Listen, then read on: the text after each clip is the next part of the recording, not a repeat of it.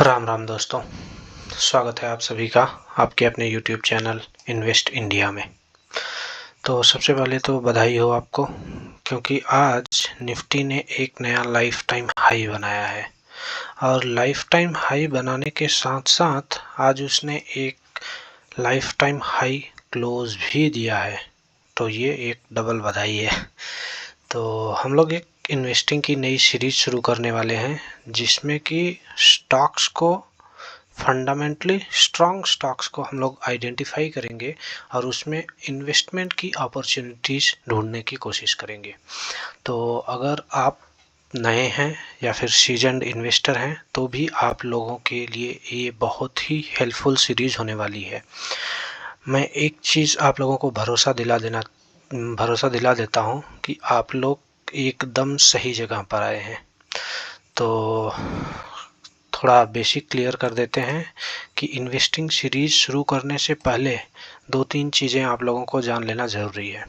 अगर आप एक नए इन्वेस्टर हैं और अपने आप से एनालिसिस करके इन्वेस्ट कर रहे हैं तो वो बेहतर होगा कि आप म्यूचुअल फंड के जो स्टॉक्स हैं वो उठाइए, क्योंकि ये फंडामेंटली बहुत ही स्ट्रॉन्ग स्टॉक्स होते हैं। तो इनका नीचे गिरने के जो चांसेस होते हैं वो बहुत थोड़े कम होते हैं। अब जैसे HDFC का ये म्यूचुअल फंड है, तो HDFC म्यूचुअल फंड के ये स्टॉक्स आप निकाल के एनालाइज करके आप इनमें इन्वेस्ट कर सकते हैं। जैसे ऑयल एंड गैस है, ONGC है। अब ONGC एक फंडामेंटली स्ट्रॉन्ग स्टॉक्स है, तो इसमें आपको फंडामेंटल एनालिसिस करने की कुछ ज़रूरत नहीं पड़ेगी, क्योंकि ये ऑलरेडी एक HDFC के म्यूचुअल फंड में ऑलरेडी एक पोर्टफोलियो में ये पड़ा हुआ है। तो ये फंडामेंटली स्ट्रॉन्ग ही है। दूसरी चीज़ है कि आप यहाँ पर देख सकते हैं, एक दूसरी वेबसाइट है screener.in। आप यहाँ पर जाके भी चेक कर सकते हैं फंडामेंटली कोई स्टॉक कैसा है। जैसे इसका मार्केट कैपिटलाइजेशन 4,14,000 के आसपास है। इसका बुक वैल्यू जो है वो 268 है। करेंट प्राइस इसका 330 है, तो लगभग ऑलमोस्ट ये बुक वैल्यू के आसपास ही ट्रेड कर रहा है। तो इसमें अभी भी पोटेंशियल है ऊपर जाने का, ये चीज़ हम कर सकते हैं। अब यहाँ पे दूसरी चीज़ आपको प्रोज एंड कॉन्स दिख जाएंगे। ये प्रोज इस तरफ, इसमें कोई कॉन्स ऐसा नहीं है। तीसरी चीज़ है कि ये आपके क्वार्टरली रिजल्ट्स हो जाएंगे। यहाँ पे आपको जो चीज़ देखनी है वो है सेल्स बढ़ रहा है घट रहा है, प्रॉफिट बढ़ रहा है घट रहा है। तो अगर कोई चीज़ कंसिस्टेंटली प्रॉफिटेबल है, इसका मतलब है कि वो फंडामेंटली स्ट्रांग है। तो अब हम लोग चलते हैं।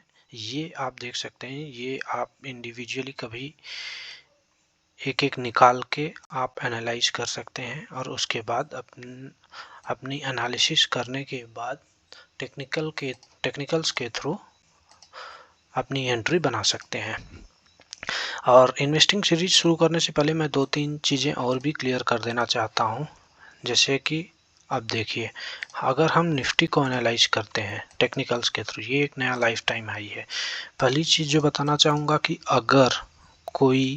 अगर आप नए हैं तो आप नहीं जानते होंगे, लेकिन अगर आप 2-3 साल पुराने हैं तो आपको ये पता होगा कि लोग जो है वो बहुत सारे ट्रेंड लाइन ड्रा करते हैं। जैसे ये देखो, अब मैंने यहाँ पे एक ट्रेंड लाइन ड्रा कर दिया और बता दिया कि ये टच कर रहा है, ये टच कर रहा है, तो यहाँ बाई कर ली, ये ऊपर जाएगा।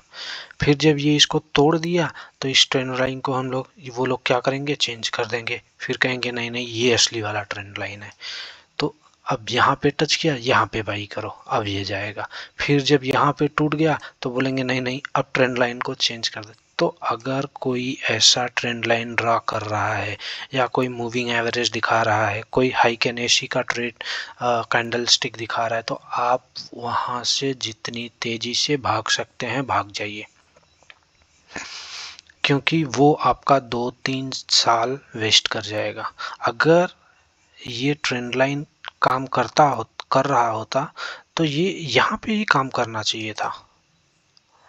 ये तोड़ना नहीं चाहिए था, इसे तोड़ना नहीं चाहिए था बार बार। और कोई चीज अगर सही होती है तो वो प्राइस मूवमेंट है। ये देखिए, अगर मैं यहाँ पे एक हॉरिजॉन्टल लाइन ड्रा करता हूँ तो ये एक सपोर्ट है। ये एक सपोर्ट इसलिए है कि ये कि वाई एक्सिस पे ये आपका प्राइस है और इस प्राइस के आसपास आने के बाद ही ये ऊपर जाएगा।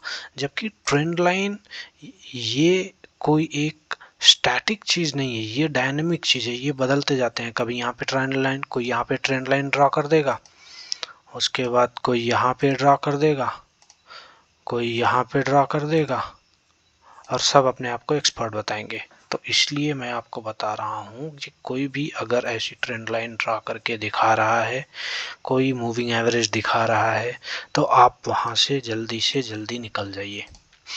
अगर कोई प्राइस की बात कर रहा है, क्योंकि प्राइस क्या है, एक फंडामेंटल स्टॉक का एक फंडामेंटली वैल्यूड है, ये इसकी वैल्यू कितनी है।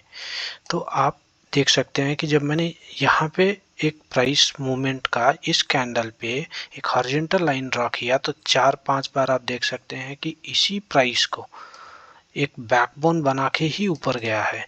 सेम चीज़ यहाँ पे हुआ था जब 5 अगस्त को अगस्त में स्टॉक्स गिर रहे थे, तभी मैंने बोला था कि जब तक ये 5 अगस्त कैंडल को इस प्राइस के नीचे क्लोज नहीं देता है तब तक ये नहीं गिरेगा। और वही हुआ, ये यहाँ से पलट गया। ये जब यहाँ पर था तो ये एक पोजिशनल बाई पॉइंट था। तो ऐसी ढेर सारी चीज़ें हैं जो हम लोग नेक्स्ट वीक से इन्वेस्टिंग सीरीज में शुरू करने वाले हैं। तो मैं एक चीज़ आप लोगों को भरोसा दिला देना चाहता हूँ कि आप लोग बिल्कुल सही जगह पर आए हैं और आप बिल्कुल निराश नहीं होंगे इससे। तो हम लोग वीकली 3 वीडियो डालेंगे, ट्यूसडे, थर्सडे और सैटरडे, जहाँ पे आपको स्टॉक और उसकी प्राइस कहाँ पे इन्वेस्ट करना है ये दिया जाएगा। तो आप लोगों के लिए भी आसान रहेगा और मेन चीज़ है कि उसका रीज़न क्या है, कोई भी फंडामेंटली स्टॉक के ऊपर जाने का रीज़न, ये सब आपको एनालाइज करके बताई जाएगी। तो ठीक है दोस्तों, फिर मिलते हैं आपके अगले वीडियो में। धन्यवाद।